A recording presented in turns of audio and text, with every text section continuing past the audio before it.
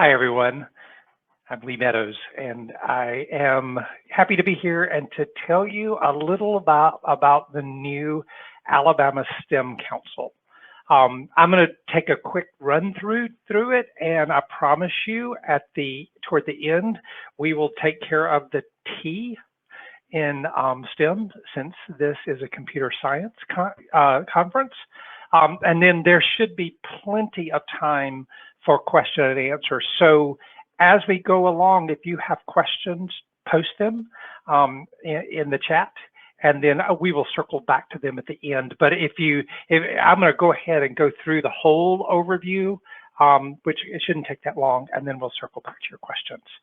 So I am nope, new platform. Okay, I am going to share my screen.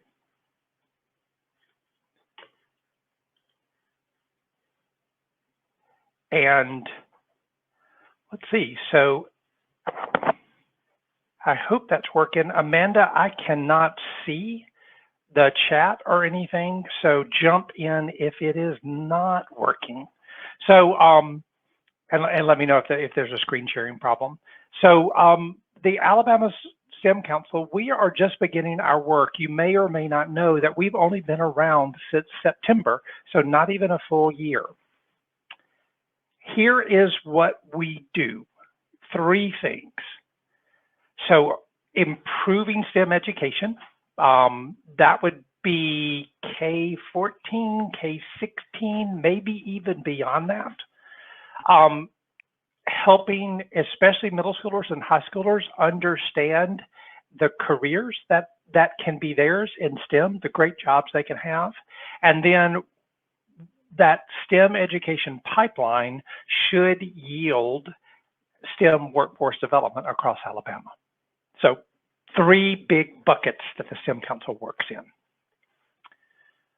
Now, a little bit of background.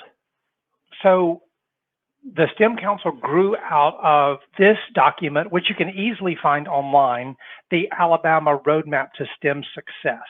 Governor Ivey asked for a STEM plan.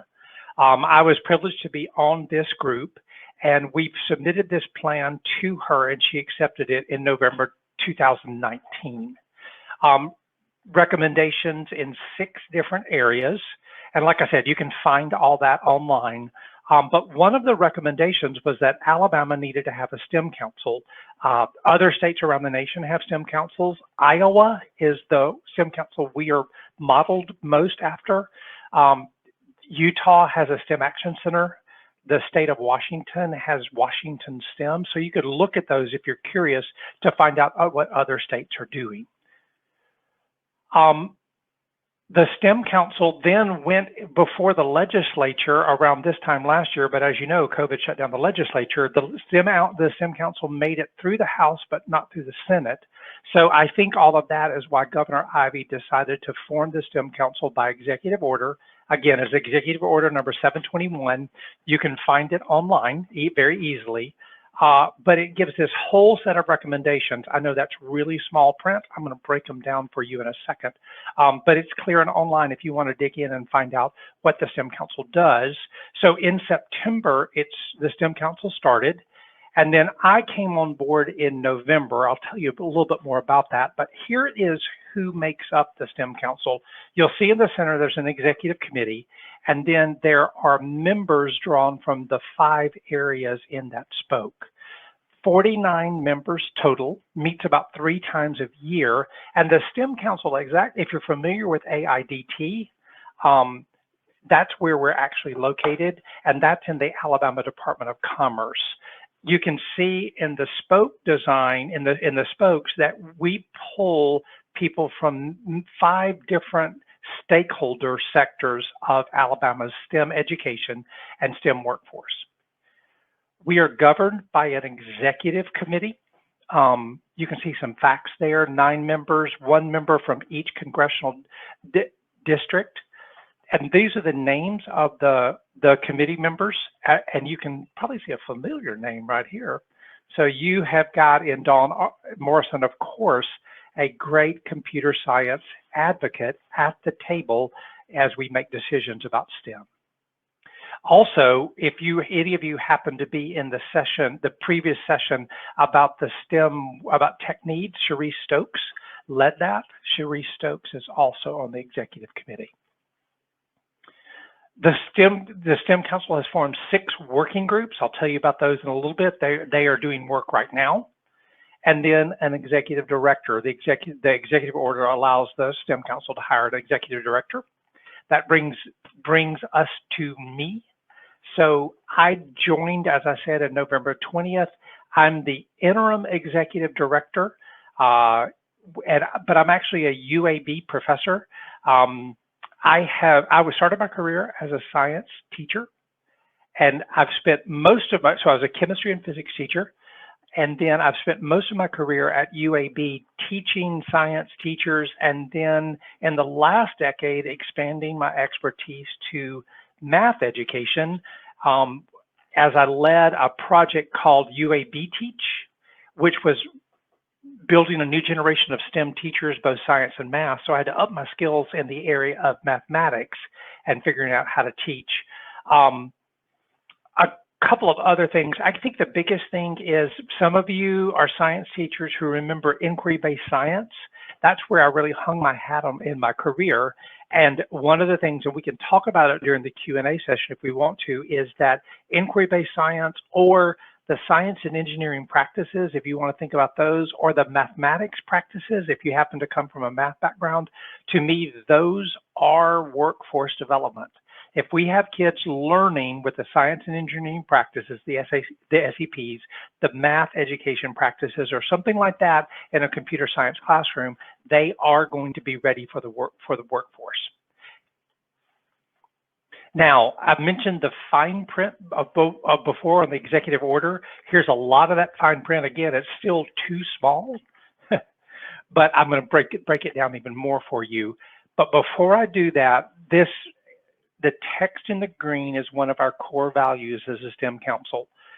You probably know fully well that a lot of kids don't have the opportunity to learn STEM. There are underrepresented populations that don't have full access to STEM education or to jobs in the STEM workforce. I think specifically of girls, children of color, and students from backgrounds of poverty.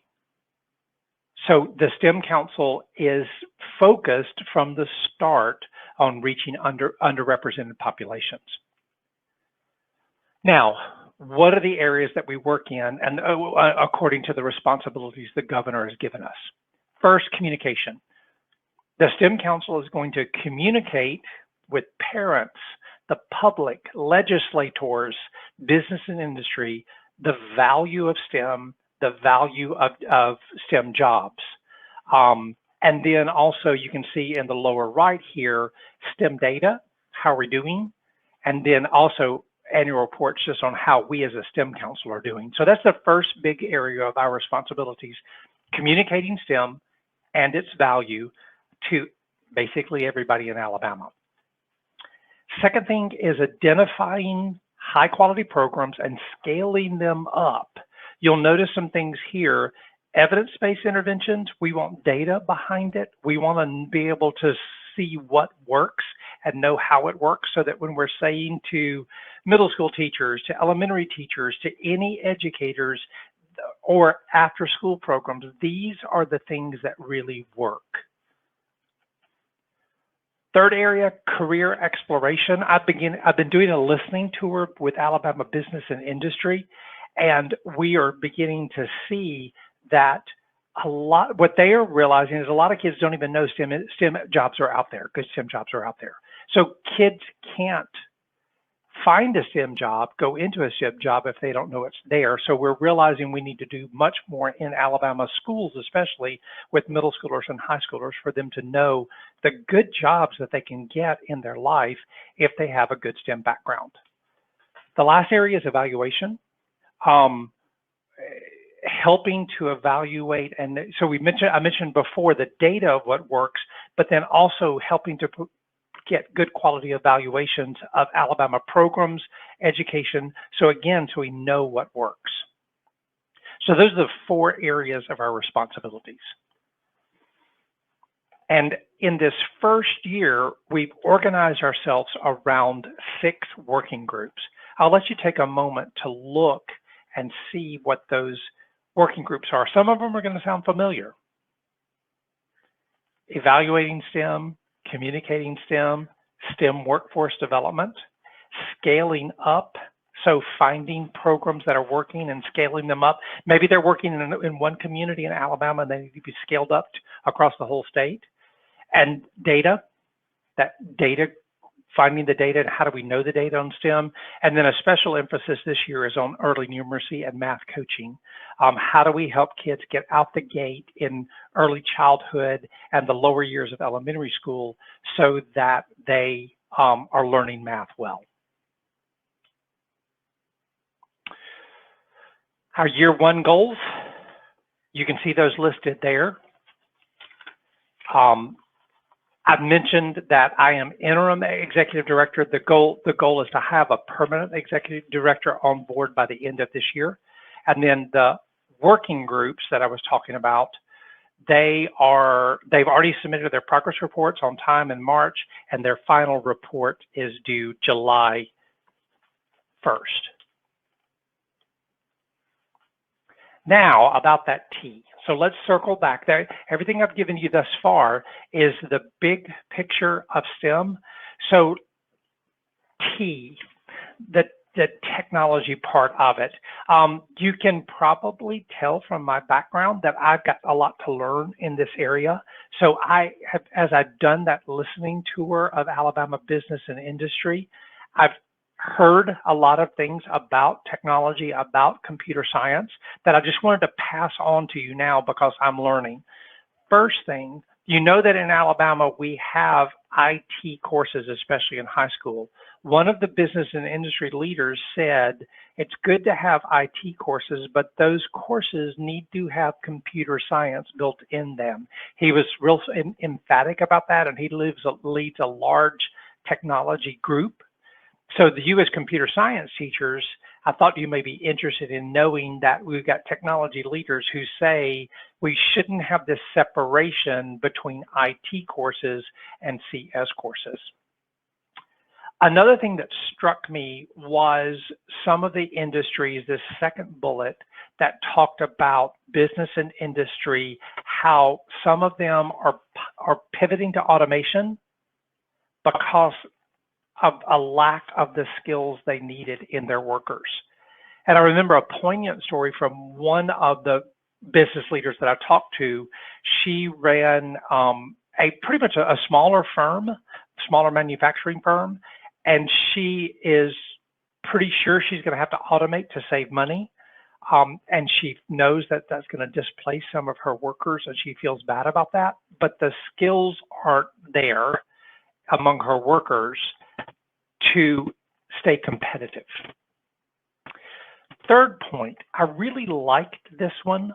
So a lot of the business and industry leaders they talked about how they needed students who were coming out of high school, coming out of 2-year colleges, coming out of 4-year degrees that were just smart, that were good thinkers, good problem solvers. The business and industry leaders, they can teach the students what they need, but they can't teach them to be good problem solvers. It's like they didn't have time to do that. And I do believe, and we can talk about it in the Q&A if you want to, I do believe there's some key things that kids can get in a P12 education. And I should have been saying P12 the whole time, not just K12. I'm a K12 person. It is far larger than just K12, and I'm trying to help myself stretch myself to get out to there. Kids schools should make kids smarter. Hope that makes sense. Post some questions if you need to clarify on that. This aging workforce thing, you are probably familiar with that. The baby boomers are retiring out. And I heard several business and industry leaders worried about where their next workforce was going to come from. And they were seeing a lot of deficits in the ability to work in younger people. Last one, and I just dropped this in when I was just in a prior session on what the skills are needed. I mentioned that before, the one that Cherie Stokes was leading. And so I'm going to be provocative here. So problem solving skills. I heard that over and over and over again from business and industry leaders. They need problem solving skills. And here's my provocative thought. Why are Alabama kids going through 13 years K-12 of math education? So I'm going to focus on K-12. They're getting 13 years of math. And at the end of that, when they graduate, the business and industry leaders are saying most of them can't solve problems. I'm not a math educator, I'm a science educator, but I do think kids should be able to solve problems if they've taken 13 years of math. That leads to a key point of that I believe of we're teaching it wrong. It's not what we're teaching, it's how we're teaching. And again, we can talk about that in the Q&A if you want to. Couple more points, and then I'll be through with this overview, and we'll open it up for questions. So in computer science, those of you who are computer science educators, I would encourage you to think of 4 levels of students that are going into the workforce. How are we getting kids ready with computer science to go straight into the workforce once they graduate from high school? Because I've heard that from business and industry leaders, they need that. They need kids who are leaving high school and are able to do technology and computer science as soon as they graduate. Non-degree certification, you may or may not be aware of that, post-secondary, but certifications, credentials that kids get that aren't tied to a post-secondary degree. How are we getting kids to learn computer science there? Then 2-year degrees and 4-year degrees plus. So an undergraduate degree, but also master's and PhD. So think in those 4 levels. It's not, and let me say that another way. Business and industry leaders have been very clear with me. We must stop telling kids in high school that the only career pathway for STEM is to go to college and get a 4-year degree. They were very clear that they need many more kids in that, and they need kids to know that they can come in from many more doorways than just the 4-year degree. And so another question, and I'm going to again be a little bit more provocative, and this is my last point. So you as computer science educators, you know that we have legislation that has us implementing computer science across all levels of high school, middle school, and elementary school soon. I think we're halfway there. So I was a classroom teacher, and there were many mandates that came my way, and I was told that I had to do something. And I just kind of kept doing my own thing. I don't know if any of you were classroom teachers and did that. Despite what the mandate said, I shut the door and I kept teaching the way I'd always been teaching.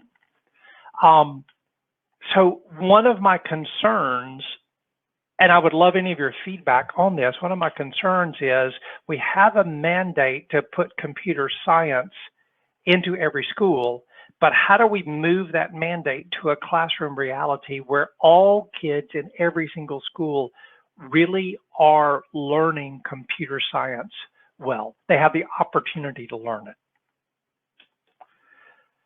So if you want to find out more about the Alabama STEM Council, there are 3 different ways to get to us. This is our website. Our official website is stemcouncil.alabama.gov, but you can see that you can also reach us through our .com or our .org address. I'm going to stop sharing my screen. And we've got some time now for Q&A. Amanda, I may need your help here. So Amanda, feel free, or Dawn, feel free to jump on screen with me and help if you want to help me with this session, just trying to make sure that I can feed the questions, you see the questions well. Thanks, Amanda. Hey, yeah, so if you guys have any questions, put them in the Q&A or any information on the chat. See a lot of a lot of people agreeing with what you said. Yeah. Amanda Elgin, I see your comment about number talks. I actually have been trained in number talks by Dr. Ann Dominic, if you're familiar with her. And I actually use number talks when I'm working with adults as an example of how we need to change math education. And it's a great one. And I was a chemistry and physics teacher, and I so wished my kids in high school had that kind of fluency with numbers and that kind of ability to solve problems, because almost all of my students, when they got to me in chemistry and physics, all they could do is algorithms, and they were collecting data out of the lab and they had no idea what to do with it. I had to tell them which algorithm to use. And I think it goes back to what we've said of they couldn't make sense of data, they couldn't solve problems, they didn't know how to think mathematically. So thanks for that point.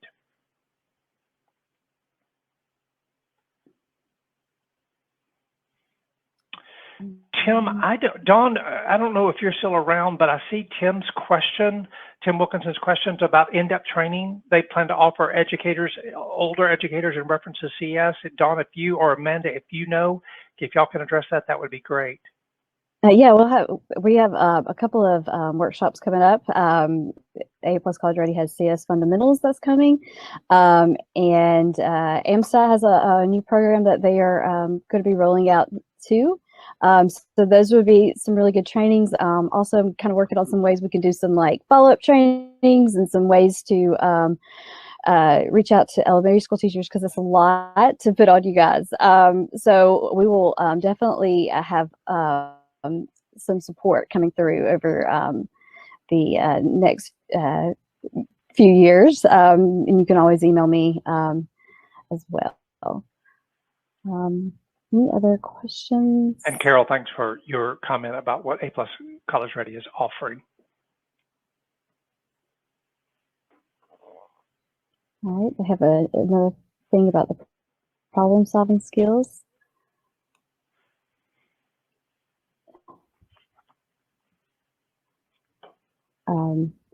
David said, to point out about the problem-solving skills, it brings to mind debugging and troubleshooting that are key parts of coding in CS.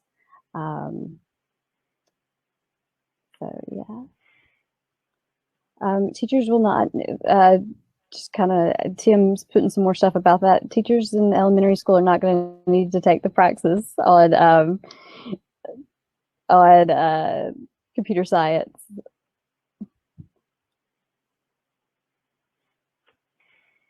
All right. Any other questions for Dr. Meadows? Yeah. I'm sorry. Go ahead. Yeah, I was going to ask a question. Y'all can feel free to put any of your answers in the chat. So I'm directing the STEM Council. What, as computer science educators, what do you think that I need to know or the STEM Council needs to know? And I would love to see, any thoughts you have, maybe problems you're facing, maybe questions that you have, or maybe opportunities that you see out there that you don't think that maybe we see. I would love to hear from you on that.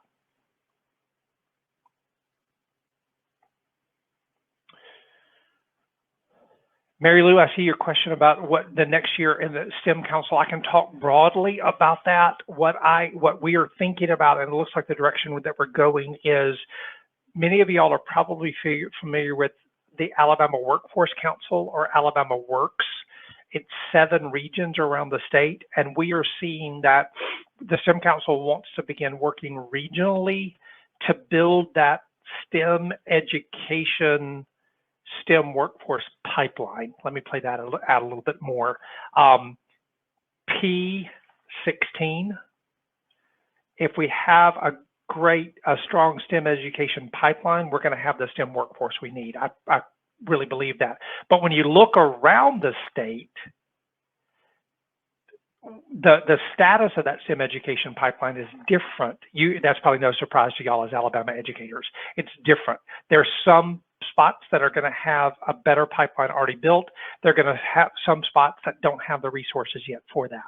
And so we realize we can't go from the top down, from the state level.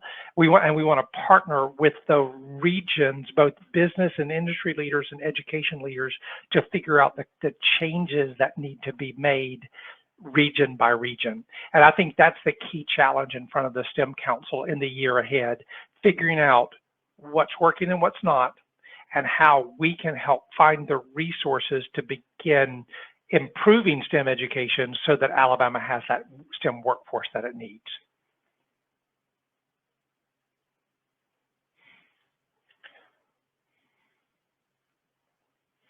Amanda, anything else you think we need to address? Let's see. It's there's a question about let's see. Somebody mentioned the lack of understanding and how vast the cybersecurity field is, which is very true. Since our state is so focused on pre-K, are there going to be any future resources for our pre-K friends? I know some teachers. Maybe Barbara Cooper could address that when she comes on. Barbara, if you can make note of that, I'm sure that they would love to hear from you on that one. Yeah, for sure. And I'm trying to think if let's see if there's any more. Trying to go through all of these questions. Sorry. Yeah, I'm also too. I'm not seeing a lot of things that we need to address right now. I'm just seeing some great comments from y'all. Yes, just some great thoughts, and I appreciate that. Any other questions? Oh, there's a Q&A. Hold on. What's the question? Problem solving is important. You want to hear from people in small school systems who struggle to offer CS. How are people fitting in the light of other required courses? You know, most of our small districts are finding ways to do it. They're having a teacher just teach that one computer science course as they go. I'll send you some more information on the chat or on the Q&A. I think I can reply in Q&A. I am seeing there are some things in the Q&A. I was looking at that wrong. Yeah, they just all popped up a minute ago. And it's problem solving is important, but we also need to be in the process of helping students be problem finders. I like that. That's when I'll be happy to address that one. So some of you who come from a science education background remember the inquiry days. And I was one of those who said in the 90s, we need to only use guided inquiry. So that to me is problem solving. And now under the SEPs, they talk about open inquiry, you know, open-ended problem solving, so problem finders. So that shift, and that's been a shift in my thinking where I've begun to say to science teachers, and I think we can say it across the whole STEM curriculum, kids need to be identifying problems, what's a good problem, and then how do they attack a problem when nobody knows how to solve it? I think that's a key thing for me, so let me say that clearly. And this may help. Problem solving is not what we normally think of because we've all been through traditional math education, where the teacher says to the students, hey, today we're going to learn how to solve a new problem. And the teacher goes to the board and says, these are the 5 steps of solving the problem. That's an algorithm. And to me, that's why most American kids, Alabama kids can't solve problems, is because they've never solved problems. They've memorized algorithms. I am really not taking a swipe at any math teacher. I am saying there's a problem with how math education, traditional math education works in our country and our state, and the results of that. Problem solving is when teachers say, hey, here's a problem, what you gonna do with it? Now, it doesn't have to be that open-ended, but there should be a level of the kids going, I don't know what to do. And problem solving to me is that problem solving is the set of skills kids learn when they don't know what to do. And what they need to learn is, I don't know what to do, but I can figure something out. I don't know what to do, but I can persist. I don't know what to do, but I can check with resources. I don't know what to do, but I can bring a team with me. And hope it makes sense. That's exactly what business and industry wants from kids who graduate from an education system, kids who can come with that kind of problem-solving ability and persistence. I hope that helps.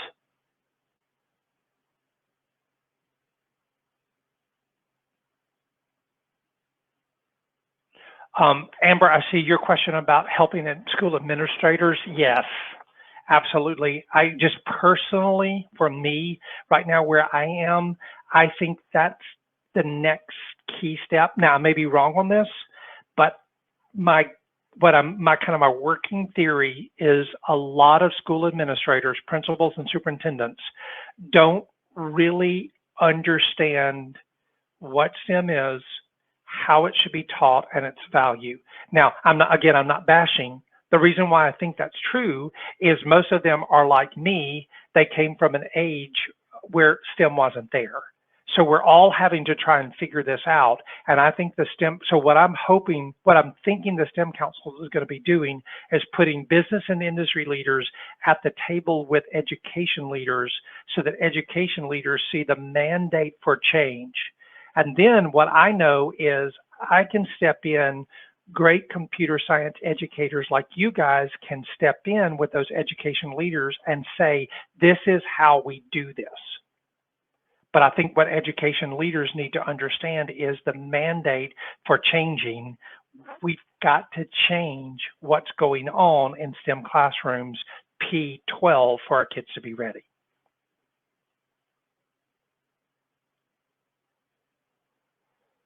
Ooh, y'all are asking some great questions. So, Amanda, anything else you think I need to address? I'm scrolling through. A lot of them are about curriculum and stuff like that, which we'll be glad to address at a different time. Y'all can always email me, and I'll be glad to get you information about that. And I'll try to go back and reply to some of those Q&A questions about curriculum as soon as we can. Yeah, so any other questions? That somebody mentioned about summer programs for female STEM students, but there's not any for male students who are interested. If anybody has any ideas of any kind of STEM camps for the summer for guys, drop that in the chat. And I think this is. I don't think we have any more questions. So thank you so much, Dr. Meadows. It was great to hear from you. Any more questions before we switch gears? If y'all got anything else for me, if you go to the STEM Council webpage, remember, just Google Alabama STEM. It takes you right there. There's a web form that you can fill out if you have a question that comes directly to me, and I would be happy to hear from you. I would look forward to it. Thanks for all you're doing for computer science education in Alabama. I'm excited about what's ahead for our kids and for our state. Thank you so much for taking your time and presenting to us. Thank you. So we are now going to move to the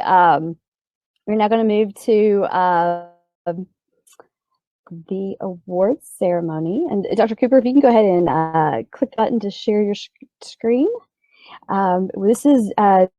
We have Dr. Barbara Cooper joining us, and she's going to announce the winners today. Dr. Cooper is, let's see, I have my stuff going on. All right, Dr. Cooper was appointed Secretary of Early Childhood Education by Governor Kay Ivey on July 1st, 2020.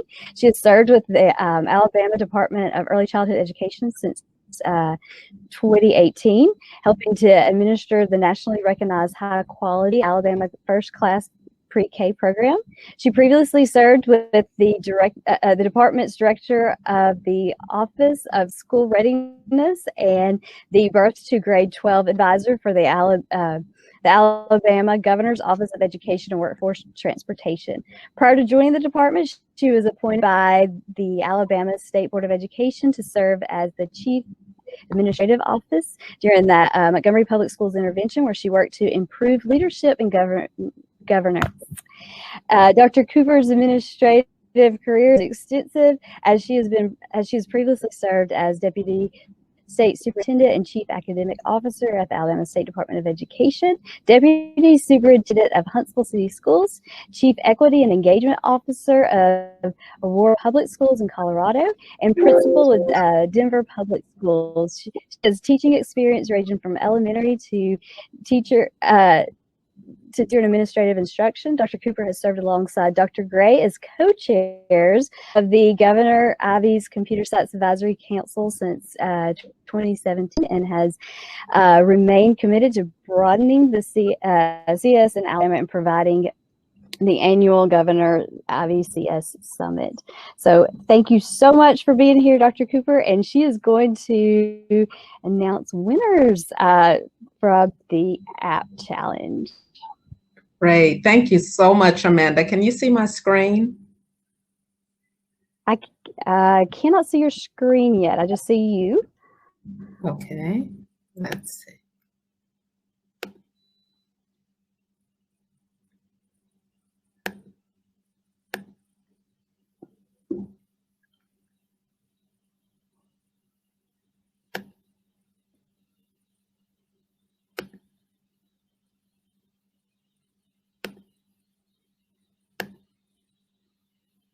Can you see it now, Amanda? We can see it now. Okay, you can see the entire screen? I can. Wonderful. Okay. I'm going to jump out. Thank you. Okay.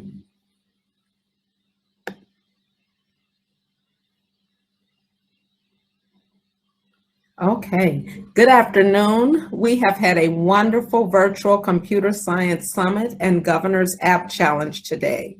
We did not allow the pandemic to prevent us from engaging in an exciting day of learning. Our students have been patiently waiting for this moment for this App Challenge winners to be announced.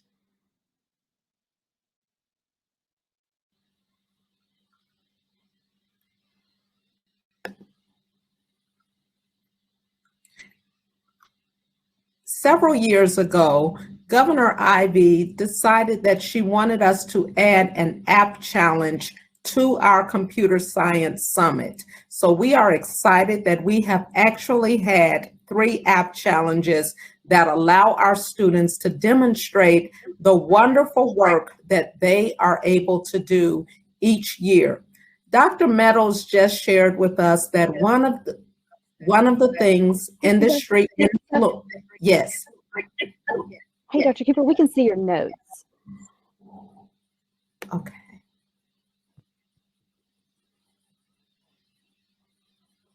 We couldn't see the slideshow. You can't see the slideshow? We thought the notes were on top. Sorry. Okay, no, that's okay. How about now? Amanda? I'm waiting on it to come up. Okay, sure. Sometimes it takes a second.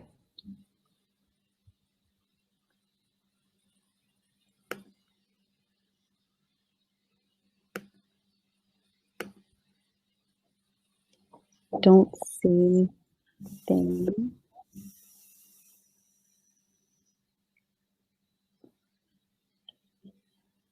You want me to share my tab? Yes, why don't you share yours? Because mine is just showing the slides only. So share yours, please. Okay.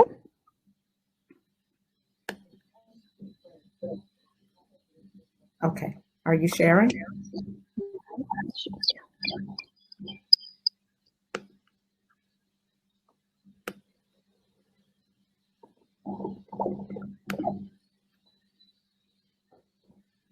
All right. Can you see my screen? Yes, I can see yours now. Okay, you can go on and move on. So let's give our students a virtual round of applause for their leadership, their creativeness, their innovativeness. Alabama computer science students certainly rock. At this time, I would like to announce the winners for the Governor's App Challenge. App Challenge students, get ready because you're going to have an opportunity to take a virtual bow. But before I do that, let me just thank all who participated. We actually had 112 students from 74 teams create apps, 37 school winners, 26 district winners, and 16 state finalists. This was a lot of work going on during the pandemic to create apps that will help make all of our lives better. So let's go on and get started with our winners. First of all, we'll take a second to just thank our sponsors, because we know we cannot do this work without our sponsors. Blue Cross Blue Shield of Alabama, Ed Farm, Feria Labs, Tinker for Schools. We appreciate our sponsors for supporting us throughout this process and for this Computer Science Summit and App Challenge. Our 2020 Alabama Governor's App Challenge Elementary third place winner is Space Adventure, Annalie Calderon-Hymes. Her teacher is Karen Colvin. She attends James I. Dawson Elementary School in Huntsville City and represents State School Board District number 8. Congratulations to Annalie. Our second place winner for the Governor's App Challenge Elementary is for COVID-19 alerts, Miss Mackenzie Purafour, Jada Shanks, and Taylor Tisdale. Their teacher is Tracy Woods at Meadowview Elementary in Selma City. They represent State School Board District 5. Congratulations to these 3 students for COVID-19 alerts. And now let's get ready for our drum roll.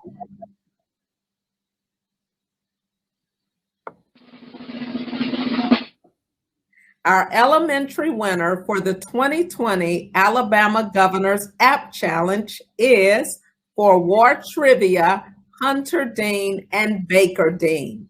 Their teacher is Jean Balding, and they attend R.E. Thompson Elementary in Tuscumbia City, and they represent State School Board District 7. Outstanding job to our first place winners for War Trivia, Hunter Dean and Baker Dean. We're giving them a virtual round of applause. Congratulations. Yay. Now we are ready to move on to our middle school students. The 2020 Alabama Governor's App Challenge Middle School third place winners are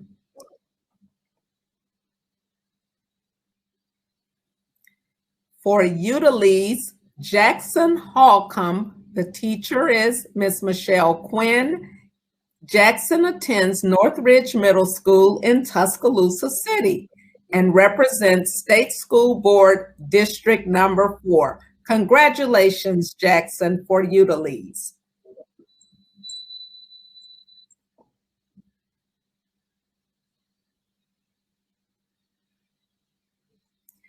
Our second place middle school winner for the Governor's App Challenge is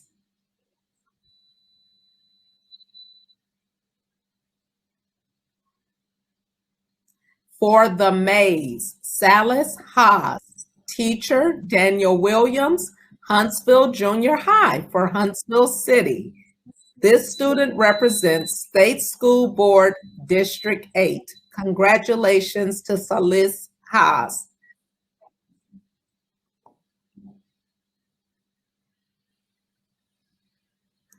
And our 2020 Alabama Governor's App Challenge middle school winner is, drum roll, Amanda. It didn't work.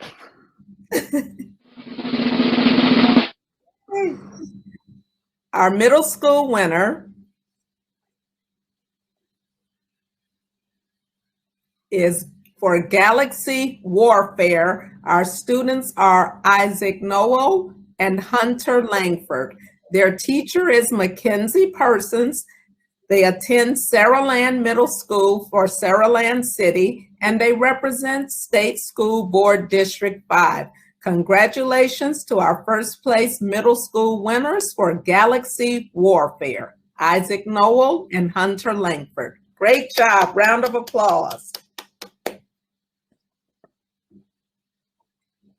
And now let's move on to our high school winners for the Governor's App Challenge. Our third place winner for ASL Dino is Kaylin Operud. Teacher is Daniel Paul JJ. Attends Gulf Shores High School in Gulf Shores City. The State School Board District represented is District 1. Congratulations, Kaylin Operud.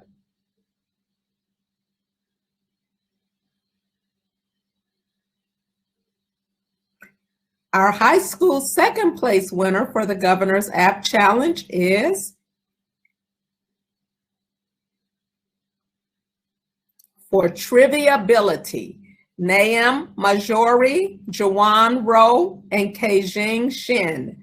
Teacher is Miss Lori Decker, Auburn High School in Auburn City. And these students are representing State School Board District 2. Outstanding job for Trivia Ability.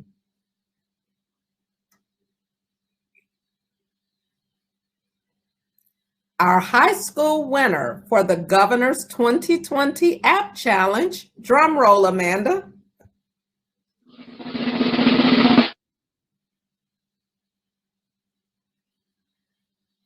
is for Examilton. This student is Elizabeth Elgin. Her teacher is Kristen Black. She attends Athens School in Athens City and represents State School Board District 8. Outstanding job, Elizabeth Elgin. She's our 2020 Alabama Governor's App Challenge winner for high school. Great job. Thank you. And this actually concludes our students for this year who have participated in the Governor's App Challenge. We are so pleased with the hard work that students continue to put forth year after year for this app challenge. We know that there are thousands of jobs that will need to be filled with students who participate in computer science or STEM related field. So it's never too early for us to begin preparing our students for computer science and STEM related jobs. So we are very pleased with the hard work of our students, their teachers, and the families who send us students who are prepared and ready to meet the demands of the classroom. We know that they are well on their way. One of the questions I heard asked of Dr. Meadows was around the work that is happening with pre-K. We absolutely do continue to make sure that we're providing opportunities for students as early as pre-K so that they enter kindergarten ready to meet the demands and are kindergarten ready. So we have opportunities such as Wisdom Seekers, which is professional learning for our pre-K teachers that allow them to really understand the work that should happen for children at the various earliest stages possible. We should not wait for students to enter our K-12 system to start building upon the interest that is already there in very young children. So yes, it's a priority for the state. We want to continue to be the #1 program and continue to make sure that children are receiving these early learning opportunities as possible. So thanks for that question, and know that we do have it as a priority for our state as well. At this time, I would like to thank the members of the Computer Science Advisory Council. We could not have come this far without the expertise of every single member on our council. And we look forward to continuing this work as we move forward each year to ensure that every student in Alabama has an opportunity to participate in computer science courses and pathways. We are a leader in the country because of the leaders that we have working on our Computer Science Advisory Council. Dr. Gray works tirelessly to make sure that we are known nationally for the work that is happening, as well as our Alabama State Department of Education leadership led by Dr. Mackey, Dr. Elizabeth Davis, Ms. Dawn Morrison, Amanda Dykes. All of these individuals are constantly putting forth every effort possible to make sure that we're meeting the guidelines that have been established in the Computer Science Bill and moving forward daily to make sure we continue to broaden opportunities for Alabama students. And we're passing other states in terms of the children that we are providing computer science opportunities for in some of our most challenged communities. So we want to continue to make sure that we are particularly putting emphasis to meet all of these different populations. I ask you to join me in a round of applause virtually for the Computer Science Advisory Council. Believe it or not, we began this work together in September of 2017 when Governor Ivey charged us with creating a unified computer science vision for Alabama. We have all taken this work very seriously through the completion of our policy recommendations. The work of this committee continues to expand under the Governor's Office of Education and Workforce Transformation. This brings us to the end of another Computer Science Summit. Thank you for attending our annual Governor's Computer Science Summit and App Challenge, and for your commitment to broaden computer science in Alabama. We ask that you take a moment to give us feedback on the surveys that will be provided, and we assure you this information will be utilized to help us in planning an even better event next year. And hopefully we get to see your faces, your beautiful faces, in person as we move forward with our 4th annual Computer Science Summit. Thank you and have a wonderful rest of the afternoon.